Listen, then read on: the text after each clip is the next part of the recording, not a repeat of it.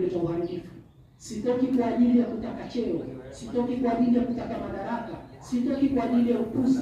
Inama wanabili islam, kwa ajili ya kutengeneza. Kwa hiyo sisi tunapotaka kuamka, kitu cha kwanza ni kutengeneza, tuirudishe heshima yetu na karama, ndio tutaweza kufikia malengo na uharibifu. Na ndipo kweli tutakuwa ni ule umma tunaweka uandalizi kamili ya dhuhuri kuja ajali wa Allah.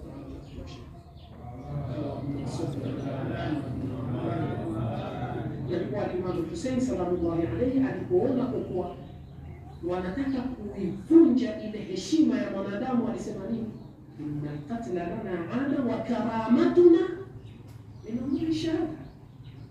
Ile heshima inapatikana kwa kuuliwa shahidi, sio kwa kuwa mnyonge na kuipoteza ile heshima. Kwa hiyo Imam Hussein sallallahu alayhi alikubali kuuliwa shahidi, alikubali kufa shahidi na wapenzi yake wa karibu kwa sababu ya nini? Ya karama. Lakini sisi karama tumeshapokonywa, kwa hiyo tumekuwa ni watumwa, hatujitambui, hatujielewi. Malengo tuliyowekewa ni malengo ambayo hayaendani na malengo ya binadamu.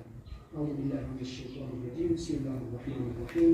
والعصر إن الإنسان لفي خسر إلا الذين آمنوا وعملوا الصالحات وتواصوا بالحق وتواصوا بالصبر. اللهم صل على محمد.